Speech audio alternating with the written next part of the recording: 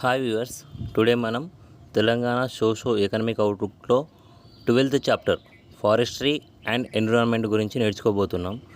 దీంట్లో key highlights వచ్చేసి Telangana state forest cover 27,688 square kilometres, అంటే 27,688 చదరపు కిలోమీటర్ అన్నమాట.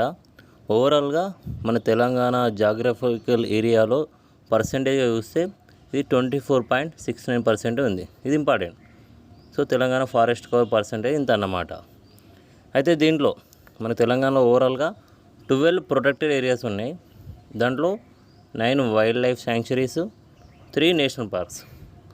ఆ తర్వాత చూస్తే మన తెలంగాణలో పర్యావరణ చట్టాలను తెలంగాణ పొల్యూషన్ కంట్రోల్ బోర్డు వాళ్ళు అమలు చేస్తున్నారు.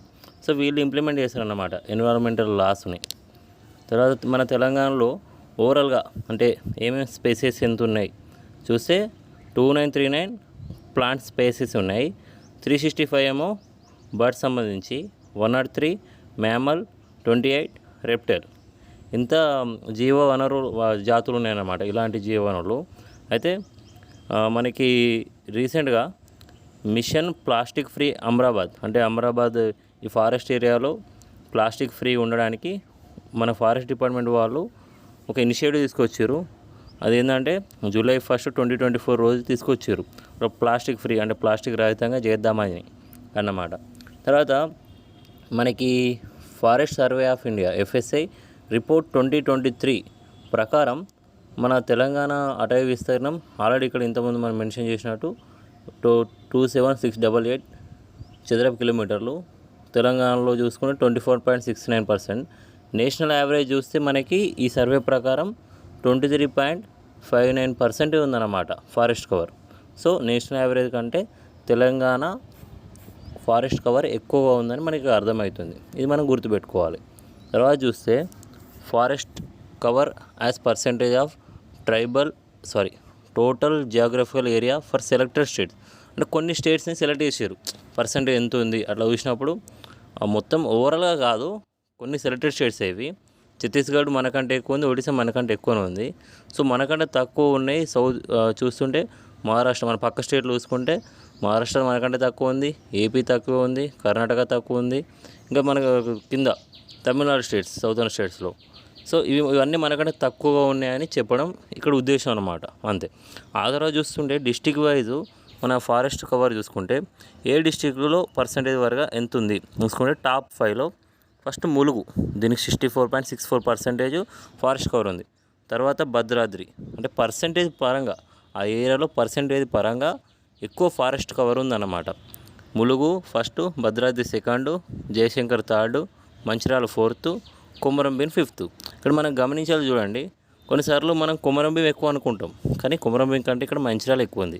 ఇది కొంచెం మనం గుర్తుపెట్టుకోవాలి. సో కన్ఫ్యూజ్ చేయడానికి ఛాన్స్ ఉంటుంది. కొమరంభీం కంటే మంచిర్యాలలో ఫారెస్ట్ కవర్ పర్సంటేజ్ పరంగా ఎక్కువ ఉంది. ఆ తర్వాత తక్కువ చూస్తే మనకి కరీంనగర్, జోగులాంబ, హన్మకొండ, తర్వాత వరంగల్, 5thలో వచ్చేసి జనగాం. ఇక్కడ ఫారెస్ట్ కవర్ తక్కువ ఉంది, చాలా తక్కువ ఉన్న టాప్ తక్కువ అంటే బాటంలో ఉన్నాయి ఇవన్నమాట ఫారెస్ట్ కవరు. ఇటు సైడ్ వచ్చేసి మనకు టాప్లో ఉన్నాయి.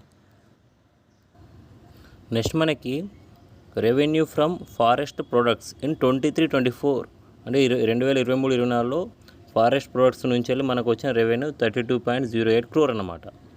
సో మనకి next initiative to increase forest cover in the state, అంటే ఎలాంటి ప్రోగ్రామ్స్ మనము ఇంప్లిమెంటేషన్ చేస్తున్నాం మన ఫారెస్ట్ కవర్ని ఇంక్రీజ్ చేసుకోవడానికి. అవి చూస్తే ఒకటి వన మహోత్సవం. ఈ వన మహోత్సవం వచ్చేసి దీని ఉద్దేశం ఏంటంటే 25% నుంచి వెళ్ళి 33%కి మన ఫారెస్ట్ కవర్ అటవీ విస్తీర్ణం పెంచడం దీని ఉద్దేశం. అయితే 2024-25 చూస్తే మనకి రాష్ట్రంలో 18.90 ప్లాంట్స్ ఆల్రెడీ నాటారు. అయితే ఇంకా మన యాక్చువల్ లక్ష్యం ఎంత అంటే 20.02 crore నాటాలంట. ఆల్రెడీ 18.90 ఫిబ్రవరి నాటికి అయిపోయింది. ఆ తర్వాత చూస్తుంటే మనకి నెక్స్ట్ ప్రోగ్రామ్ వచ్చేసి నగర్ వన్ యోజన. ఇది ఏంటి అంటే 2022-23లో ministry of environment, forest and climate change వీళ్ళ పథకం ఇది.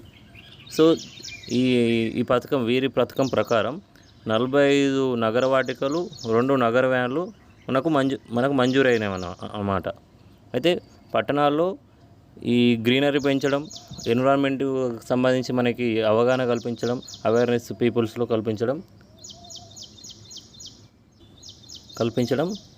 ఈ నగర్ వన్ యోజన యొక్క ఉద్దేశం అన్నమాట. నెక్స్ట్ మనం అర్బన్ ఫారెస్ట్ పార్క్స్. సో దీంట్లో ఏంటంటే మనకి స్టేట్లో టోటల్గా 109 యూఎఫ్పీలు ఉన్నాయి, అర్బన్ ఫారెస్ట్ పార్కులు. దాంట్లో 73 ఏమో టోటల్గా పూర్తయి ప్రజలు దాంట్లో వాళ్ళకి అందుబాటులో ఉన్నాయి, దాంట్లో తిరగడానికి అట్లా యూస్ఫుల్ ఉన్నాయి అన్నమాట. కొంచెం మరీ డెన్స్గా ఉండొచ్చు దాంట్లో ఫారెస్ట్ పార్కులు. అయితే ఈ 109 యూఎఫ్పీలలో 59 వచ్చేసి హైదరాబాద్ పరిసర ప్రాంతాల్లోనే ఉన్నాయి. సో హైదరాబాద్ సరౌండింగ్స్లో 59 యూఎఫ్పీలు ఉన్నాయి. వీటి విస్తీర్ణం అంటే వీటి ఏరియా వచ్చేసి 59,460. నెక్స్ట్ వచ్చేసి మనం కంపా అంటే compensatory afforestation fund management and planning authority. ఇది యాక్చువల్గా మనకు ఫారెస్ట్ కన్జర్వేషన్ యాక్ట్ 1980 ప్రకారం ఏర్పడింది. ఇది అఫారెస్టేషన్ అంటే ఏంటంటే మనకి ఆల్రెడీ ఉన్న అడవులలో కొంచెం అడవులు కోల్పోతాం కదా ఏదో కారణం వల్ల. అట్లా కోల్పోయిన అడవులు అంటే అగ్ని ప్రమాదం కానీ ఇంకేమైనా వల్ల కానీ కోల్పోయిన అడవులను సంరక్షించి మళ్ళీ అంటే అక్కడ విత్తనాలు నాటడం లాంటి గ్రీనరీ పెంచడం లాంటి పనులు చేస్తారన్నమాట. ఆల్రెడీ కోల్పోయిన అడవులు కానీ లేకపోతే మనకి ఎక్కడైనా గ్రీనరీ పెంచాల్సిన ప్రాంతంలో ఈ గ్రీనరీ పెంచడానికి వీళ్ళు ఈ నిధులను సమర్థవంతంగా యూజ్ చేసుకుంటారు. ఇది కంప సంబంధించి. అయితే మనకి conservation efforts of the state అంటే ఓవరాల్గా మన స్టేట్లో 12 ప్రొటెక్టెడ్ ఏరియాస్ ఉన్నాయని మనం ఇంతకుముందు ఆల్రెడీ మాట్లాడుకున్నాం. దాంట్లో చూస్తే వీటి ఏరియా మన ఫారెస్ట్ కవర్లో 27%, 18.15 lakh ఎకరా ఉంది. ఈ 12 ప్రొటెక్ట్ ఏరియాస్ సంరక్షిత ప్రాంతాలు. అవి ఏంటి అంటే దాంట్లో 2 టైగర్ రిజర్వ్లు ఉన్నాయి, 3 నేషనల్ పార్కులు ఉన్నాయి, 7 వైల్డ్ లైఫ్ శాంక్చురీస్లు ఉన్నాయన్నమాట. అయితే దీంట్లో వచ్చేసి ఈ 2 టైగర్ రిజర్వ్స్లలో ప్రాజెక్ట్ టైగర్ కింద 2 ఉన్నాయన్నమాట. అవి వచ్చేసి ఒకటి అమరాబాద్ టైగర్ రిజర్వ్. ఇది 2166.37 స్క్వేర్ కిలోమీటర్ చదరపు కిలోమీటర్ కోర్ ఏరియా కలిగి ఉంది. ఇది నల్గొండ నాగర్ కర్నూలులో విస్తరించి ఉందన్నమాట. ఆ తర్వాత చూస్తే మనకు కవాల్ టైగర్ రిజర్వ్. ఇది 892 స్క్వేర్ కిలోమీటర్లు ఉంటుంది. ఇది మహారాష్ట్రలో తడోబా, ఛత్తీస్గఢ్లోని ఇంద్రావతి టైగర్ రిజర్వ్తో కనెక్ట్ అయి ఉందన్నమాట. ఇది క్వశ్చన్ అడుగుతాడు ఇట్లా. So which tiger reserve is connected with Tadoba and Indravati అని అడగవచ్చు. సో అట్లా అడుగుతాడు అన్నమాట. ఆ తర్వాత మనకి రీసెంట్గా చూస్తే ఏఐటి 2022 అంటే ఈ tiger all India tiger estimation 2022 report ప్రకారం మనకు 7 టైగర్స్ ఏమో అండ్ 41 ప్యాంథర్స్ అనేటివి ఈ కవ్వాల్ రీజియన్లో ఉన్నాయన్నమాట. సో మనం ఆల్రెడీ ఇంతకుముందు అనుకున్నట్టు 9 వైల్డ్ లైఫ్ శాంక్చురీస్ తెలంగాణ ఉన్నాయి కదా, వాటి స్క్వేర్ కిలోమీటర్ ఆధారంగా ఇక్కడ నేను మెన్షన్ చేసిన అవి ఏ జిల్లాలు ఉన్నాయో చూడవచ్చు మనం. ఇది కొద్దిగా మనం ఏంటంటే ఏది ఎక్కువ తక్కువ అని అడగవచ్చు, లేదు అంటే వాటి స్క్వేర్ కిలోమీటర్ని మనకు జతపరిషత్లో అడగవచ్చు అన్నమాట. అట్లా చూస్తే అమరాబాద్ టాప్లో ఉంది. ఇది నాగర్ కర్నూలు, నల్గొండ డిస్ట్రిక్ట్స్లో ఉందన్నమాట. 2 డిస్ట్రిక్ట్స్లో కలిపి ఉంటుంది. ఇది కవ్వాల్ వచ్చేసి మంచిర్యాల, నిర్మల్లో ఉంటుంది 892, ఇది సెకండ్ టాప్. తర్వాత పాకాల్ వైల్డ్ లైఫ్ శాంక్చురీ వచ్చేసి మహబూబాబాద్, వరంగల్ 2 జిల్లాలో ఉంటుంది. అది 860.20 స్క్వేర్ కిలోమీటర్లు ఉంటుంది. తర్వాత ఏటూరు నాగారం. ఆ తర్వాత మనకి ఏటూరు నాగారం వచ్చేసి జయశంకర్ అండ్ ములుగు ఏరియాస్లో ఉంటుంది అన్నమాట. కిన్నెరసాని భద్రాద్రి డిస్ట్రిక్ట్స్లో ఉంటుంది. ఆ తర్వాత చూస్తే మనకి ఇక్కడ ప్రాణహిత, దీని తర్వాత 6th ఉంది. ఇది ఒకటి ఎక్స్చేంజ్ చేసుకోండి. పోచారం కంటే ముందు ప్రాణహిత ఉంది. సో పోచారం వచ్చేసి మెదక్ కామారెడ్డిలో ఉంది, ప్రాణహిత మంచిర్యాలలో ఉంది. శివరాం వచ్చేసి మనకు మంచిర్యాల పెద్దపల్లిలో ఉంది, 29.81 స్క్వేర్ కిలోమీటర్లు. మంజీరా వచ్చేసి మనకి 20, అన్నిటికంటే తక్కువ ఇదే మంజీరా. సో ఓవరాల్గా చూసుకుంటే మనకి 5672.87 స్క్వేర్ కిలోమీటర్ అన్నమాట. Total wild life sanctuary area వచ్చేసి 5672. నెంబర్ కూడా కొద్దిగా గుర్తుపెట్టడానికి ఈజీగానే ఉంది మనకి, 567.87 ఓకే స్క్వేర్ కిలోమీటర్లు. ఆ తర్వాత మనకి నేషనల్ పార్కు. ఇవి వైల్డ్ లైఫ్ శాంక్చురీ 9 అయిపోయినాయి, నేషనల్ పార్క్ 3. సో మొత్తం 12 అయిపోతున్నాయి ఇక్కడ.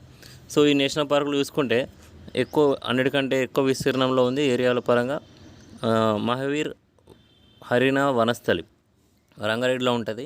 ఇది 14.59 స్క్వేర్ కిలోమీటర్లు ఉంది. తర్వాత మృగవాణి నేషనల్ పార్క్ 3.60 స్క్వేర్ కిలోమీటర్లు. ఆ తర్వాత కాసు బ్రహ్మానందరెడ్డి నేషనల్ పార్కు 1.42 స్క్వేర్ కిలోమీటర్లు ఉంది. సో టోటల్గా చూస్తుంటే 19.61 స్క్వేర్ కిలోమీటర్లు ఈ నేషనల్ పార్కులు ఉన్నాయన్నమాట మన తెలంగాణలో. ఆ తర్వాత మనము circle wise reserve, protected and అన్నోటిఫైడ్ forest blocks మొత్తం ఓవరాల్గా చూసుకుంటే కాళేశ్వరంలో మనకు టాప్ కనిపిస్తుంది. సర్కిల్ వైజ్ చూసుకొని కాళేశ్వరం సర్కిల్లో ఇవి టోటల్ వచ్చేసి ఎకరాస్లో ఉంది ఇది. తర్వాత భద్రాద్రి, ఆ తర్వాత బాసర, అట్లా మనం చూసుకుంటే లోయెస్ట్లో మనకి లోయెస్ట్ నుంచి వెళ్ళి చూస్తే యాదాద్రి ఉంది. ఇది మనం గుర్తుపెట్టుకోవాలి. ఆ తర్వాత environment protection training and research institute. ఇది ఏంటంటే ఇది ఒక ఆటోనమస్ ఇన్స్టిట్యూట్, తెలంగాణ గవర్నమెంట్ కింద ఉంటుంది. ఇది 1992లో ఏర్పాటైంది. ఎట్లా collaboration efforts of the Swedish international development ఏజెన్సీతోని మన గౌట్ కొలాబరేట్ అయ్యి దీన్ని ఏర్పరిచిందన్నమాట. ఇది క్లైమేట్ చేంజ్కి సంబంధించి రాష్ట్ర స్థాయి నోడల్ ఏజెన్సీ. ఈ environment protection training and research institute అనేది క్లైమేట్ చేంజ్కి సంబంధించి స్టేట్ లెవెల్ నోడల్ ఏజెన్సీ అన్నమాట ఇది. ఆ తర్వాత చూసుకుంటే మనకు Telangana council of science and technology. So ఇది వచ్చేసి ఇది Telangana govt of Telangana in collaboration with department of science and technology. So ఇవి రెండు కొలాబరేట్ అయ్యి దీన్ని ఏర్పరిచినాయి. ఇది ఏం చేస్తుంది అంటే vision of is to create science drive and innovation led society by planning, coordinating and promoting science and technology initiatives. అంటే ఇది మనకి ఇన్నోవేషన్ సంబంధించి కానీ ప్లానింగ్ సంబంధించి కానీ వీటిని టోటల్ సైన్స్ అండ్ టెక్నాలజీ యాక్టివిటీస్ని ప్రమోట్ చేస్తుంది. అంటే ఇది ఏం చేసిందంటే it has established and SC/ST cell at హన్మకొండలో SC/ST సెల్ని ఏర్పాటు చేసింది. ఆ తర్వాత చూసుకుంటే తెలంగాణ పొల్యూషన్ కంట్రోల్ బోర్డ్. ఇది ఓవరాల్గా మనకు పర్యావరణం సంబంధించిన చట్టాన్ని అమలు చేస్తుంది. దాంట్లో వచ్చేసి water prevention and control of pollution act, ఇది ఇంపార్టెంట్, 1974 యాక్ట్ దీనిని ఇంప్లిమెంట్ చేస్తుంది. అట్లనే the plastic waste management rules 2016 దీన్ని ఇంప్లిమెంట్ చేస్తుంది. Noise pollution regulation and control rules 1999 ఇదొక యాక్ట్ అన్నమాట, రూల్స్, దీన్ని కూడా ఇంప్లిమెంట్ చేస్తుంది. ఇవన్నిటిని ఇంప్లిమెంట్ చేస్తుంది. అట్లనే ఇంకేం చేస్తుంది ఇదంటే ఇది కొన్ని ఏరియాస్లో ఎయిర్ క్వాలిటీ కానీ వాటర్ క్వాలిటీని కానీ ఇది మానిటర్ చేస్తుంది. అట్లా 50 లొకేషన్స్లో ఎయిర్ క్వాలిటీని, 244 స్టేషన్స్లో వాటర్ క్వాలిటీని ఇది మానిటర్ చేస్తుంది. ఎట్లుంది, ఎక్కువ ఉందా తక్కువ ఉందా అని చూసి నివేదిక ఇస్తుంది అన్నమాట. So thank you viewers. ఎవరైనా సబ్స్క్రైబ్ చేసుకునే వాళ్ళు ఉంటే సబ్స్క్రైబ్ చేసుకోండి. నా ఎక్స్ప్లెనేషన్ నచ్చితే లైక్ చేయండి. Thank you.